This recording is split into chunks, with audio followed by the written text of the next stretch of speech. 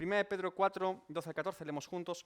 Amados, no os sorprendáis del fuego de prueba que os ha sobrevenido, como si alguna cosa extraña os aconteciese, sino gozaos por cuanto sois participantes de los padecimientos de Cristo, para que también en la revelación de su gloria os gocéis con gran alegría. Si sois vituperados por el nombre de Cristo, sois bienaventurados, porque el glorioso Espíritu de Dios reposa sobre vosotros, ciertamente de parte de ellos Él es blasfemado, pero por vosotros es glorificado. ¿Sí? Bien. Vamos a la primera sección. Sería, amados, no os sorprendáis del fuego de prueba que os ha sobrevenido, como si alguna cosa extraña os aconteciese. ¿Sí? Esta es la primera sección. Ahora, fíjense. ¿Recuerdan que les dije el año pasado que cuando decíamos amados, cuando Pedro escribe amados, ¿qué implica? Que nos va a decir una cosa terrible, ¿verdad? Esto es como el hijitos de Juan. Hijitos, os escribo para que no pequéis, el que peca no es hijo de Dios. Sí, el hijitos, el amados de Pedro, el hijitos de Juan, siempre nos precede algo que va a ser tremendo. Así que ahora llegamos con un amados y decimos, qué bueno, Pedro nos está hablando desde el corazón cercano. Sí, sí, amados, no os sorprendáis del fuego de prueba que os ha sobrevenido. Es decir, Pedro comienza a advertir a los creyentes que no les debe parecer extraño a los hijos de Dios cuando suframos diferentes tipos de pruebas. Este es un aviso muy importante del apóstol Pedro y es una verdad bíblica que debemos comprender nada más comenzar nuestro caminar cristiano. Y sobre todo hoy en día. Esta es una doctrina fundamental para el creyente en toda época de la historia, pero particularmente hoy en día más que nunca. Porque somos una sociedad que tenemos poca resistencia al sufrimiento o al dolor. No queremos sufrir lo más mínimo. Si me duele una uña, me tomo un paracetamol. Si me duele, no quiero sufrir. Entonces, claro, ¿cómo vivimos nosotros como seres humanos? Una sociedad que no quiere sufrir en ningún momento. Sin embargo, Dios nos advierte que vamos a sufrir pruebas, ¿no? Entonces, como les digo, debemos entender que esta doctrina del sufrimiento o padecimientos de los creyentes, de los hijos de Dios, debe ser enseñada desde el principio a los nuevos creyentes o a la gente interesada en el Evangelio o en Dios. Desde el principio hay que decirlo. Ahora aquí voy a hablar de creyente inmaduro que suele tener problemas con los sufrimientos de la vida cristiana, ¿sí? Ahora, por creyente inmaduro, voy a ser muy generoso en esta definición y voy a incluir dos tipos de personas. Creyente inmaduro podríamos definir a una persona que ha comenzado en el Evangelio y que no entiende lo que implica la vida cristiana, es inmaduro, le falta conocimiento, le falta tiempo, le falta formación, le falta experiencia, le falta un montón de cosas. O también por creyente inmaduro podríamos hablar de aquel que se cree creyente, pero no lo es. ¿Recuerdan en la parábola del sembrador? Ahí hay muchos tipos de tierra, ¿verdad? Una da fruto, el resto parece que da fruto, pero no había fruto allí. Entonces, por creyente inmaduro podemos hablar aquí, como les digo, de dos tipos de persona. Una persona que comienza en el Evangelio y no tiene mucha formación y no entiende cómo es su caminar cristiano, o una persona que cree que es creyente, pero no ha tenido un encuentro con Cristo todavía. En este tipo de personas, cuando vienen las pruebas, los problemas y las circunstancias difíciles en nuestra vida, suele haber dos síntomas habituales. El primer síntoma habitual en personas inmaduras o personas que se creen creyentes pero no lo son ante las pruebas y dificultades es la sorpresa, la queja y la indignación delante de Dios. ¿Para qué me acerqué yo a Dios? Desde que soy cristiano, todo me va peor. ¿Nunca han escuchado esto? Parece que he comenzado a buscar a Dios y todo se me complica, me echan del trabajo, tengo problemas con la familia. ¿Por qué seguir a Dios? ¿De qué sirve ser creyente? Estaba mejor en el mundo, estaba mejor antes de acercarme a Cristo. Yo estaba mucho más tranquilo, ahora tengo un montón de problemas, encima me siento mal con mi propio pecado. Esto es terrible, ¿verdad? Hay gente que se aleja del Evangelio y de Dios traumatizada porque no estaban preparados para ninguna prueba o problema. Cuando una persona que comienza su caminar cristiano no está preparado para ningún tipo de prueba, problema o dificultad, lo primero que tenemos que preguntarnos es ¿qué evangelio se le predicó a esa persona? ¿Qué tipo de mensaje se le predicó a esa persona? ¿Qué mensaje escuchó acerca de Dios? Evidentemente, si lo que escuchó fue un mensaje de acércate a Dios y todos tus problemas serán solucionados, una carta blanca de problemas solucionados, si lo que escuchó esta persona es que de aquí en adelante todo te va a ir bien, todo te va a ir mejor. Dios es un genio de la lámpara que literalmente va a satisfacer todas tus necesidades y problemas y los va a solucionar en un momento. Y si a eso le añadimos, además, que no solamente Dios va a quitar tus problemas, sino que te va a prosperar económicamente. Ahora vas a ser rico, hombre. Ahora vas a tener una mejor casa, un mejor coche. Te va a ir todo, mira, es que es llegar a Cristo y automáticamente eres rico, millonario, eres más guapo que antes, eres más... todo de golpe, el pack completo, ¿no? Si se fijan, ese evangelio donde el centro sigue siendo la persona. Tú eres la persona y ahora tú te acercas a Dios como un agente indirecto para que a ti te vaya mejor, para que tú seas más feliz, para que tú puedas avanzar en tu vida personal. Ese tipo de evangelio pone al ser humano en el centro y a Dios como un agente externo que le va concediendo favores o bendiciones o prosperidad a la persona. ¿Quién es el centro de ese evangelio? El hombre. ¿Quién no es el centro? Dios. Un evangelio de mentira. Un evangelio que no tiene peso ni fundamento bíblico. Ahora, como le digo, no podemos, en ningún caso, presentar un mensaje que edulcore la verdad de la vida del creyente.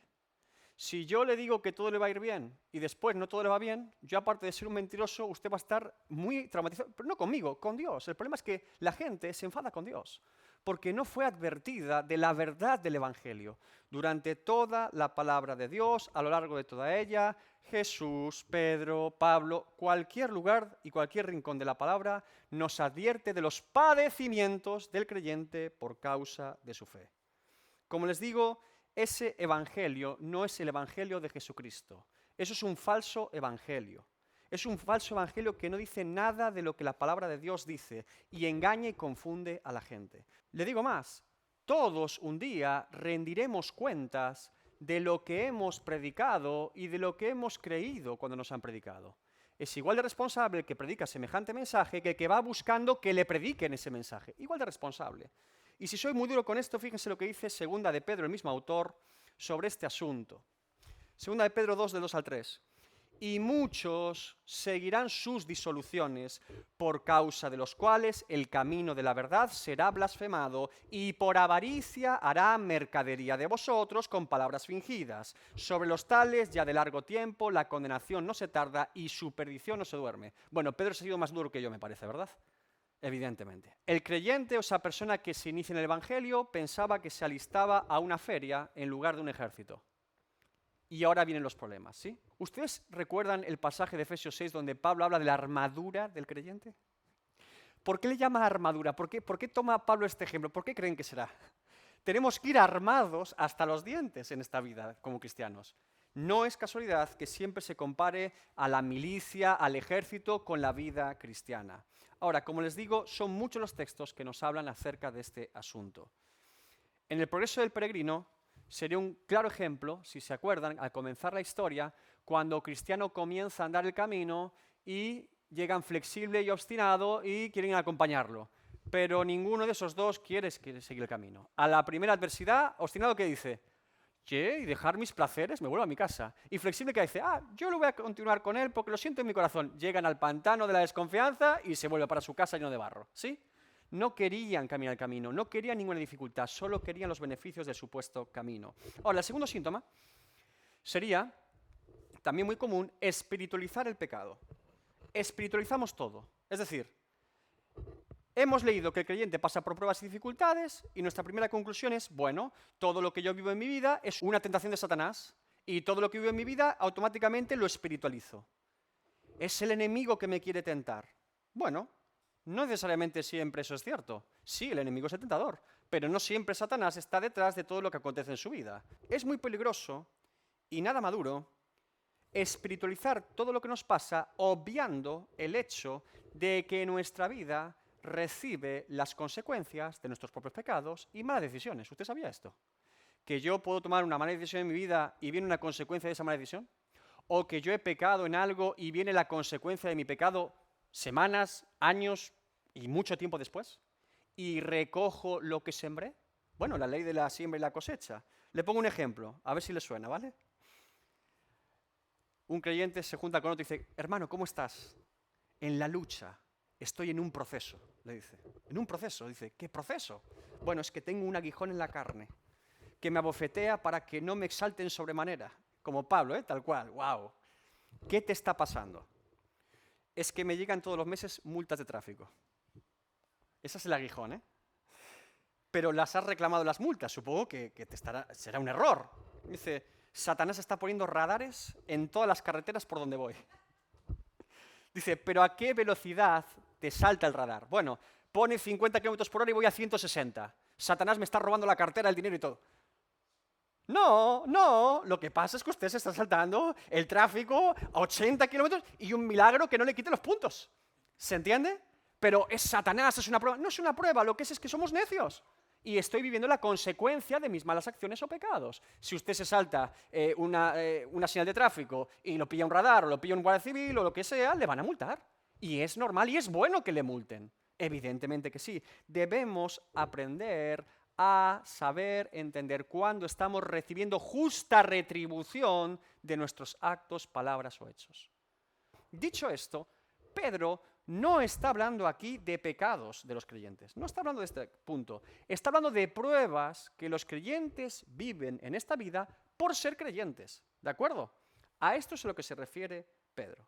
La fe del creyente es probada. ¿Usted sabía esto? La palabra de Dios nos garantiza que la fe nuestra es probada. El creyente debe saber que su fe es constantemente probada y que esto no es malo necesariamente, sino bueno y viene de parte de Dios. Dicho de otra manera, si su fe nunca es probada es porque no tiene fe. Parafraseando a Jonathan Edwards en Afectos Religiosos. Cuando la fe es probada es porque hay fe. Si nunca la fe es probada es que no hay fe que deba ser probada. ¿Me entendió? Así que no se aflija porque venga la prueba vendrá. Porque el creyente, según Pedro, no debe sorprenderse de que su fe sea probada. Porque el creyente confía en la providencia de Dios. El creyente se fía de Dios. El creyente confía en Dios. No en que Dios lo libre o no de la prueba. No le importa tanto esto al creyente de que pase o no pase por la prueba, sino que el creyente entiende que Dios tiene un propósito y un plan eterno para su vida en todo lo que acontece en su vida, en todo. Así es la actitud del creyente. No es, viene la prueba, no viene la prueba, es, Señor, esto ha venido a mi vida, sé que no es por pecado, sé que no es por falta de temor a ti, lo tengo que afrontar en ti porque tú tienes un propósito con esto. Tú tienes un propósito para mi vida con esto, tú tienes un plan eterno y perfecto para mí. Ejemplos bíblicos de esta doctrina, Romanos 8:28. Y sabemos que a los que aman a Dios, todas las cosas les ayudan a bien. Todas las cosas son buenas y malas desde un punto de vista humano. Todas les ayudan a bien. Esto es, a los que conforme a su propósito son llamados. Job 2, 9 al 10. Entonces le dijo su mujer, ¿aún retienes tu integridad? Maldice a Dios y muérete. Y él le dijo, como suele hablar cualquier de las mujeres fatuas, has hablado. ¿Qué? ¿Recibiremos de Dios el bien y el mal no lo recibiremos? En todo esto no pecó Job con sus labios. Los amigos de Daniel, he aquí nuestro Dios a quien servimos puede librarnos del horno de fuego ardiendo. Tienen fe de que Dios es poderoso, los puede librar. Y de tu mano, rey, nos librará. Encima estos son profetas. Y si no, el y si no es tremendo. Si Dios no lo hiciese, sepas que no serviremos a tus dioses, ni tampoco adoraremos la estatua que has levantado. Y ahora los echan al horno. Cuidado, ¿eh? La fe del creyente es tremenda, ¿verdad? Dios puede hacerlo. Y de hecho, si quiere, lo hará. Pero si no lo hace, no me voy a retractar. Así es como vivían estos hombres de Dios. ¿Cuál es la oración de un creyente? Cuando viene la prueba, cuando viene la aflicción, cosas que quizá no entendemos en ese momento, cosas que, insisto, no es un tema de pecado en nuestra vida por algún tipo de doblez. Yo le pretendo brindar esta oración. Fíjese, oraríamos como algo así. Señor Dios mío, no entiendo el porqué, no sé el porqué. Si hay en mí iniquidad oculta o engaño en mi corazón, que no veo, házmelo ver. Y si no es por pecado y es por mi fe en ti, dame la fuerza para perseverar, pues tú tienes el control de mi vida y tu voluntad siempre es buena, perfecta y agradable. No es importante que yo sepa el porqué. Lo que importa es que tú sí que sabes el porqué. Me fío de ti, confío en ti, haz tu voluntad en mí, pues la tuya es mucho mejor que la mía. Esa es la oración de un creyente cuando está delante de una prueba, dificultad o adversidad en su vida cristiana. el creyente sabe perfectamente que Dios lo pasa por el fuego de la prueba para fortalecer y purificar su fe. No es una sorpresa. Está curtido en batalla porque fue llamado a pelear, fue llamado a combatir y a perseverar en esta vida para la gloria de Dios. Fuimos llamados a combatir. Hermano, hermana, cuando nosotros aceptamos el desafío y la bendición de Dios dada por su Hijo de seguir a Cristo, nos alistamos al ejército del reino de los cielos. ¿Sabe cuándo descansaremos? En la eternidad, hombre. En la eternidad allí descansaremos. No habrá llanto, ni dolor, ni sufrimiento, ni pecado, ni demonio. Allí tenemos pleno descanso. Aquí, a pelear. Segunda sección. Pedro nos pone en la batalla. Ahora nos argumenta por qué. Sino gozaos por cuanto sois participantes de los padecimientos de Cristo, para que también en la revelación de su gloria os gocéis con gran alegría. En lugar de sorprendernos, Pedro nos invita a gozarnos, a alegrarnos en la prueba. ¿Les suena este versículo algún otro en el Nuevo Testamento? Venga, este es fácil. ¿Un versículo parecido qué? ¿De Filipenses? Wow, vale, no pensé en ese, fíjate, ese también me vale. Santiago 1, 2, 3, yo que es más parecido todavía, allá, mira. Hermanos míos, tened por sumo gozo cuando os halléis en diversas pruebas, sabiendo que la prueba de vuestra fe produce paciencia. Santiago también nos invita al gozo. Por eso Pedro escribió antes el gozo inefable, el gozo inexplicable, ¿no? Ahora se entiende por qué. Para la gente dice, estos están locos, pero está gozoso. Gozoso en la prueba, gozoso. En la tribulación, gozaos. El argumento de Pedro es tremendo. Para ser participantes de los padecimientos de Cristo. Es decir, padecemos porque Cristo también padeció. ¿Usted sabía esto? ¿Nunca ha pensado en eso? Decimos que somos iglesia, el cuerpo de Cristo, ¿no? Cristo la cabeza, nosotros el cuerpo. Piense en cuánto sufrió el cuerpo de Cristo aquí en la tierra. ¿Se dan cuenta de la comparación? El creyente es participante, la iglesia es participante de toda la obra de Cristo al completo. Y eso implica de todos sus padecimientos, sufrimientos, crucifixión, muerte, resurrección y gloria. La gloria al final, pero todo eso antes. Somos parte del cuerpo de Cristo. En Cristo tenemos todo eso. Como le digo, la gloria está el último paso. Claro que es una alegría y un gozo ser una nueva criatura en Cristo. Cuando un joven, hace unos años, hoy en día es más raro porque el ejército es profesional, pero antiguamente en los ejércitos de Estados Unidos, estos lugares, cuando los jóvenes se alistaban al ejército, lo hacían con una gran celebración. ¿Usted sabía esto? Iban contentos. ¡Papá, me alista al ejército! Luego había que combatir, pero el día que se alistaba estaba contentísimo. Era parte del ejército nacional, ¿sí? Así nos ocurre a los creyentes. Nos alistamos al ejército de Dios. Sí, es una gran alegría y un gran gozo, pero ahora hay que pelear. Así es como funciona la vida del creyente. No le estoy diciendo tampoco, no vaya a pensar que toda la vida del creyente es una aflicción, ¿de acuerdo? O nos está llamando prácticamente a la depresión. Siempre va a pasar algo. No le digo esto. Lo que sí le digo y le insisto es que debemos estar alertas. Porque en toda ocasión o momento puede ocurrir una situación en la que tengamos que combatir. Y si usted olvida esto, recuerde que nuestra lucha no es contra carne y sangre, sino contra principado, potestades y huestes de maldad en las regiones celestes. Y además le sumo otra lucha que es mucho más intensa y encarnizada todos los días, que somos nosotros mismos, nuestra propia carne. A ese hay que matarlo todos los días. El día que no lo mato, me mata a mí. Por lo tanto, sí, es una lucha, es un conflicto.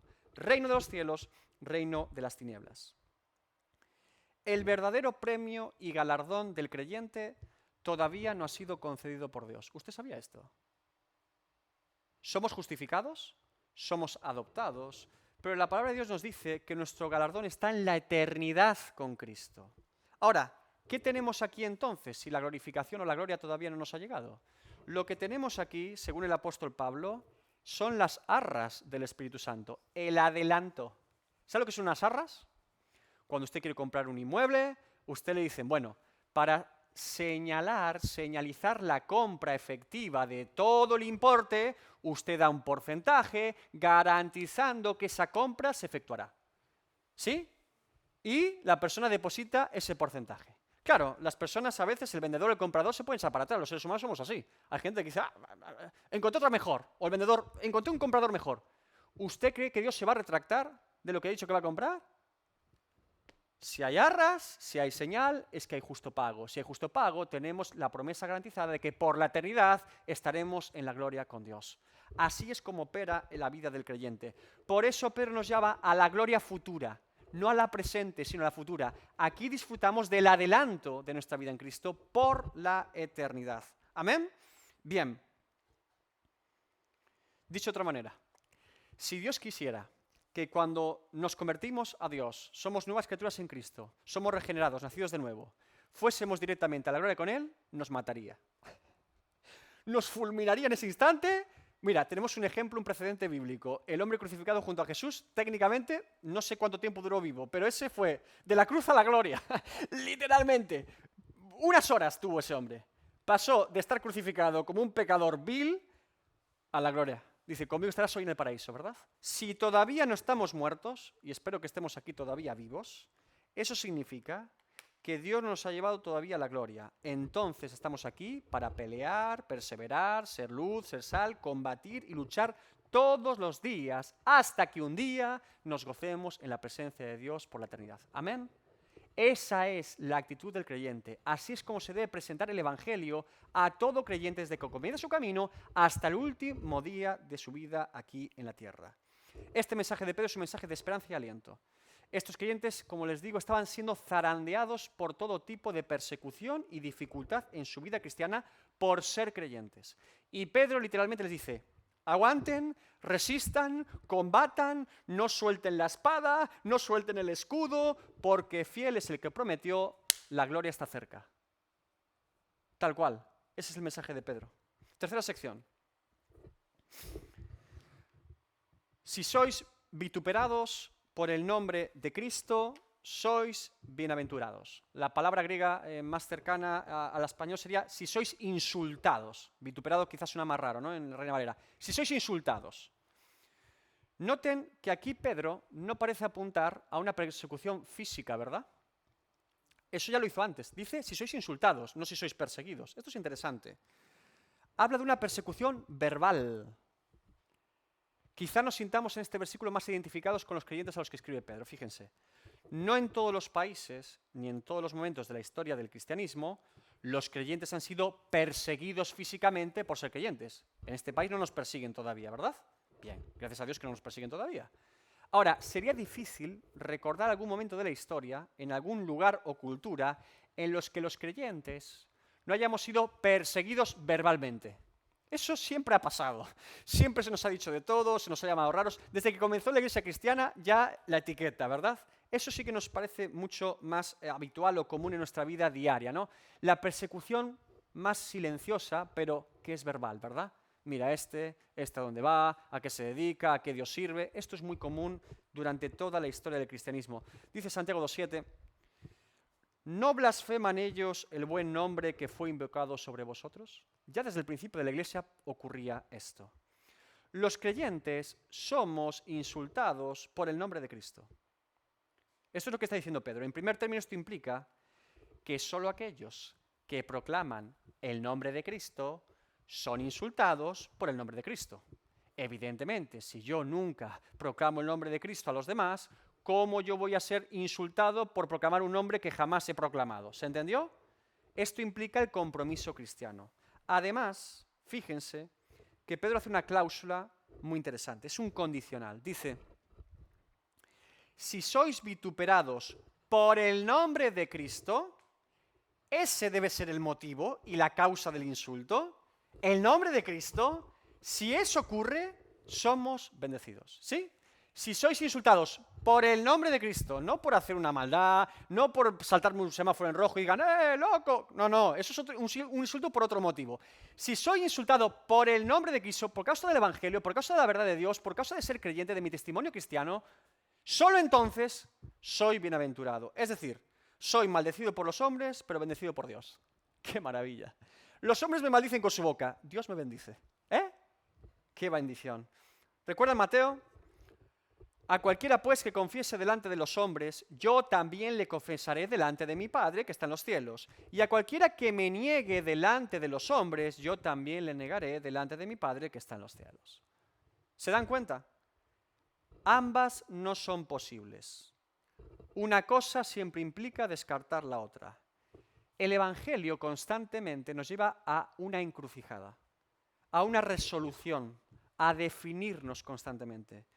No hay término medio en Dios. No lo hay. No hay medias tintas. No hay escala de grises. No hay una pierna aquí, otra pierna... No existe en el Evangelio esto. O todo o nada con Dios. O salvo o perdido. O piadoso o impío. O hijo o extraño. Oveja o cabra. No hay otro término posible en medio, ¿sí? Cuarta sección. Porque el glorioso Espíritu de Dios reposa sobre vosotros. Me quiero detener en esta frase porque esta frase en el griego original da bastantes problemas y quebraderos de cabeza. Fíjense. Si usted revisa todas las versiones principales que conocemos de la Biblia, se va a encontrar con que la traducción es muy similar en todas ellas. La Reina Valera dice, porque el glorioso Espíritu de Dios reposa sobre ustedes. La NBI dice, porque el glorioso Espíritu de Dios reposa sobre ustedes. La NTV dice, porque el glorioso Espíritu de Dios reposa sobre ustedes. ¿No les parece extraño? ¿No es muy extraño que versiones tan diferentes, una más formal y otra más dinámica, coincidan exactamente en la misma traducción? Esto no se le ocurre en las Biblias tan diferentes, ¿verdad? ¿Qué está pasando aquí? Y lo que está pasando es que el texto es complicado de traducir. En este caso le diré que la que mejor traduce el griego original es la Biblia de las Américas, que dice, pues el Espíritu de gloria y de Dios reposa sobre vosotros. ¿Nota la conjunción y? Es muy diferente decir, porque el glorioso Espíritu de Dios reposa sobre vosotros, glorioso aparece como un adjetivo del Espíritu de Dios, que decir, pues el Espíritu de gloria, un sujeto, y de Dios, otro sujeto, reposa sobre vosotros. ¿Notan la diferencia? Bueno, déjenme que le diga que en el griego original, el texto literalmente lo que dice palabra por palabra es, pues el Espíritu de gloria y el Espíritu de Dios reposa sobre vosotros. Y ahora entienden por qué tenemos un problema aquí, ¿verdad? O quizá no. Bueno, en primer lugar tenemos dos sujetos, el Espíritu de gloria y el Espíritu de Dios, y un verbo que está en singular, no en plural. No dice, pues el Espíritu de gloria y el Espíritu de Dios reposan sobre vosotros. Lo que dice es, el Espíritu de gloria y el Espíritu de Dios reposa, singular, sobre vosotros. ¿Notan la controversia para entender este texto bíblico? Bueno, ahora tenemos tres posibles interpretaciones al texto. Porque por un lado habrá comentaristas y eruditos del griego que dirán, bueno, si el verbo está en singular, quiere decir que realmente es un sujeto y no dos, y simplemente está enfatizando una cosa, o si hay dos sujetos, a lo mejor es que el verbo está en singular pero de forma errada, ¿sí? Hay dos opciones aquí. Yo les presento de esas vías tres interpretaciones principales. La primera sería, como les digo, entender en el texto bíblico que Espíritu de gloria y Espíritu de Dios son exactamente lo mismo. Que lo que está haciendo Pedro es enfatizar al Espíritu Santo de Dios, llamándole Espíritu de gloria y después Espíritu de Dios. Y el motivo de lo que hace es aquí reforzar la idea de que el Espíritu Santo de Dios reposa sobre los creyentes, ¿sí? Y lo hace de forma enfática. Aquí entendemos, por lo tanto, a la luz de esta interpretación, que se refiere a la tercera persona de la Trinidad, el Espíritu Santo. Espíritu de gloria igual a Espíritu de Dios. Habla de la misma persona, la tercera persona de la Trinidad, dos veces como énfasis. Esa sería la primera interpretación.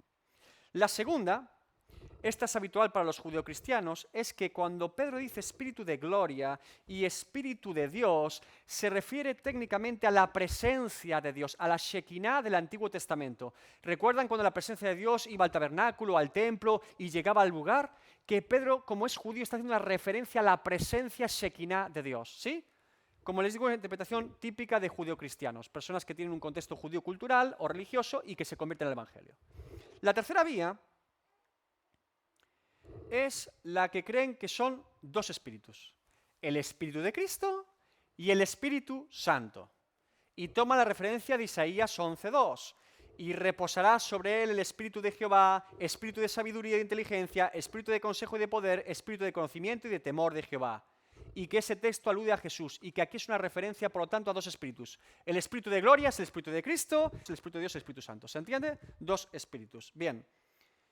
Sería interesante porque aluden que como está hablando de los sufrimientos y gloria de Cristo, ahora habla del espíritu de gloria, que es el espíritu de Cristo. ¿Se entendió? Hemos dicho tres opciones. Primera, se refiere al mismo Espíritu Santo, diciendo espíritu de gloria y espíritu de Dios. Segunda, un concepto judeocristiano de la Shekinah, la presencia de Dios. Tercero, que son dos espíritus, el espíritu de Cristo y el Espíritu Santo. A uno se le llama el espíritu de gloria y al otro el espíritu de Dios. Recuerden que es importante, cuando llegamos a este tipo de soluciones interpretativas, siempre mojarse. Es decir, siempre uno entender a la luz de la palabra de Dios lo que Dios dice. ¿Nos podemos equivocar? Evidentemente sí. ¿Dios nos puede cambiar el pensamiento sobre un texto en particular? Constantemente. Tenemos que ser humildes. Ahora, creo que es sincero por parte de toda persona que se acerca al Evangelio y a la palabra de Dios, ser coherente con lo que uno entiende a la luz de la palabra. Y uno tiene que ser, Señor, por mi conciencia yo entiendo esto, o tengo argumentos en la propia Escritura que me dan pie a entender que esto es así. Esto es sano y debe hacerse ese ejercicio constantemente. En mi caso, yo me decanto por la primera opción. Y le voy a explicar por qué. Usted no tiene por qué opinar igual que yo, pero le voy a dar diferentes motivos de por qué creo que la primera opción es la más adecuada. Es la interpretación del profesor, ¿de acuerdo? Por lo tanto, hay más personas que creen lo mismo, pero ninguna ha dado los argumentos. Yo empecé a pensar y dije, Señor, por estos motivos yo creo que debe ser esta primera opción. Bien, diferentes argumentos de por qué entiendo que Pedro aquí está diciendo espíritu de gloria y espíritu de Dios y se refiere al Espíritu Santo de Dios. El primer motivo es que el griego de la carta de primera de Pedro es un griego muy pulido y muy preciso. Es un griego sustancialmente diferente a la segunda carta de Pedro. Por eso encontramos en 1 de Pedro 5:12 algo muy interesante. Dice, por conducto de Silvano, a quien tengo por hermano fiel, os he escrito brevemente, amonestándoos y testificando que esta es la verdadera gracia de Dios en la cual estáis. Silvano es el nombre que se utiliza para Silas en latín. Probablemente fuese Silas el que escribió la carta, el amanuense. ¿Por qué les digo esto? Porque por conducto de Silvano, muchos comentaristas, y yo estoy de acuerdo con ellos, argumentan que es Silas el que escribió en un griego mucho más pulido que Pedro, porque en la segunda epístola de Pedro, Pedro la escribe de su propia mano. No hay ningún amanuense. ¿Por qué sabemos esto? Como les digo, hay muchas diferencias entre el contenido y el vocabulario de primera de Pedro y segunda de Pedro. Y tenemos dos opciones muy sencillas. O es un diferente autor y tendríamos un problema más grave porque está mintiendo uno de las dos epístolas y no tiene sentido porque el contenido es de Pedro, o el amanuense, el que escribió, no era la misma persona. Y en este caso, yo entiendo aquí que Silas fue el que escribió primera de Pedro. Si esto es así, tendría sentido porque Silas conoce mucho mejor el griego que un judío galileo llamado Pedro. Y por eso es mucho más pulido a la hora de escribir. ¿Por qué le digo todas estas cosas del griego de primera de Pedro? Porque entonces yo sugiero que no pueda haber aquí un error intencional ni tampoco circunstancial de que el verbo sea escrito en singular. Porque el verbo dice reposa. El Espíritu de gloria y el Espíritu de Dios reposa, no reposan. Y para mí es muy importante en este verbo griego que esté en singular. Significaría, por lo tanto, que hay un sujeto repetido dos veces que ahora dice reposa la acción en singular, ¿sí? Ahora, aparte de esto, también argumento que hay evidencias internas en la propia epístola de Primera de Pedro en la que Pedro ya cita al Espíritu Santo de formas diferentes. Fíjese, Primera de Pedro 1, de 10 al 12. Los profetas que profetizaron de la gracia destinada a vosotros inquirieron y diligentemente indagaron acerca de esta salvación, escudriñando qué persona y qué tiempo indicaba el qué, Espíritu de Cristo, note Espíritu de Cristo, que estaba en ellos, el cual anunciaba de antemano los sufrimientos de Cristo y las glorias que vendrían tras ellos. A esto se les reveló que no para sí mismos, sino para nosotros, administraban las cosas que ahora os son anunciadas por los que han predicado el Evangelio por el Espíritu Santo enviado del cielo, cosas en las cuales anhelan mirar los ángeles. Y si recuerdan esa sección, ya argumentamos que el Espíritu de Cristo y el Espíritu Santo es exactamente el Espíritu Santo de Dios. Y aquí, en la misma carta, en la misma epístola, el mismo autor, el mismo amanuense, vuelve a hacer lo mismo. Espíritu de Cristo, Espíritu Santo, la misma persona de la Trinidad de Dios. No solamente en la primera epístola de Pedro tenemos estas evidencias de nombrar al Espíritu Santo de formas diferentes. Tenemos el caso del apóstol Pablo, por ejemplo. Este es maravilloso. Romanos 8, del 8 al 9. Mas vosotros no vivís según la carne, sino según el Espíritu, si es que el Espíritu de Dios mora en vosotros, y si alguno no tiene el Espíritu de Cristo, no es de él. Evidentemente, Espíritu, Espíritu de Dios y Espíritu de Cristo es el Espíritu Santo. ¿Y qué decir de Gálatas combinado con Romanos? Gálatas 4:6. El mismo texto, pero lo llama de formas diferentes al Espíritu Santo Pablo. En Gálatas dice, y por cuanto sois hijos, Dios envió a vuestros corazones el Espíritu de su Hijo, el cual clama, Abba Padre. ¿Recuerdan esta frase Abba Padre, no? Vamos a Romanos 8. Porque todos los que son guiados por el Espíritu de Dios, estos son hijos de Dios, pues no habéis recibido el espíritu de esclavitud para estar otra vez en temor, sino que habéis recibido el espíritu de adopción, por el cual clamamos, Abba Padre. ¿Se dan cuenta? Evidencias internas en la epístola, evidencias en otras epístolas del Nuevo Testamento. Y por último, este es un asunto teológico desde mi punto de vista. Creo que la confusión de muchas personas con respecto a llamar al Espíritu Espíritu de Gloria, Espíritu de Dios, Espíritu Santo, Espíritu de Cristo, Espíritu del Hijo de Dios, un montón de formas de llamar al Espíritu Santo de Dios, creo que la confusión es no entender la unión y el vínculo de unidad en el Dios Trino. Porque el Espíritu de Cristo, el Espíritu Santo, el Espíritu de Dios sigue siendo la tercera persona de la Trinidad. Uno de los textos favoritos en el que usted puede entender la Trinidad en unidad es Juan 16. Fíjese lo que dice Juan 16, 13 al 15. Pero cuando venga el Espíritu de verdad, lo llama otra forma diferente, el Espíritu de verdad. Él os guiará a toda la verdad, porque no hablará por su propia cuenta, sino que hablará todo lo que oyere y os hará saber las cosas que habrán de venir. Él me glorificará, porque tomará ¿de qué? De lo mío y os lo hará saber. El Espíritu Santo toma de lo de Cristo, ¿no? Dice, todo lo que tiene el Padre es mío. El Hijo toma del Padre. El Espíritu Santo toma del Hijo. Por eso dije que tomará de lo mío y os lo hará saber. En resumen, Jesús dice, el Hijo toma del Padre. Todo lo que tiene el Padre es mío. El Espíritu Santo toma de mí. Todo lo que yo tengo es del Espíritu Santo. El Espíritu Santo toma del Padre. Hay unidad, hay concordancia, hay armonía en la Trinidad de Dios. Si entendemos esta unidad, no tenemos problema de que el Espíritu Santo sea llamado Espíritu Santo de Dios, Espíritu Santo, Espíritu del Hijo, Espíritu de Cristo, Espíritu de Gloria, Espíritu de verdad, el Espíritu Santo. ¿Les he convencido? Bueno, yo espero que sí. Al menos esa es mi demostración o argumentación al texto bíblico. Ahora, en base a esta interpretación, podríamos reformular la traducción del texto.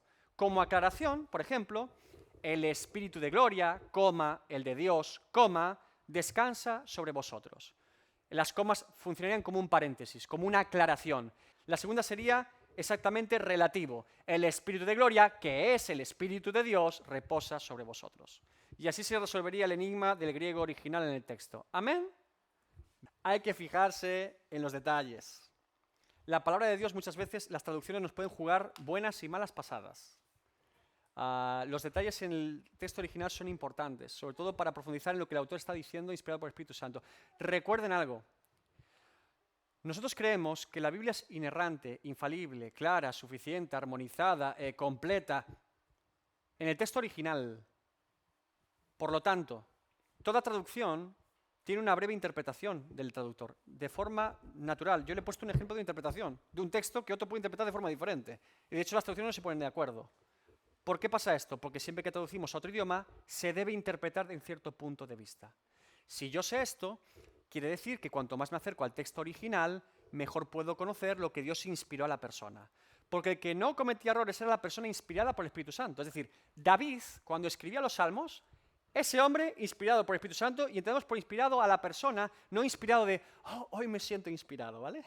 No nos referimos a esta inspiración. La inspiración, cuando referimos a las Escrituras, a escribir la Biblia, es una persona que en ese momento era preservada por el Espíritu de Dios para que lo que escribiese fuese la palabra de Dios, literalmente, sin fallos, sin errores, nada, era perfecta.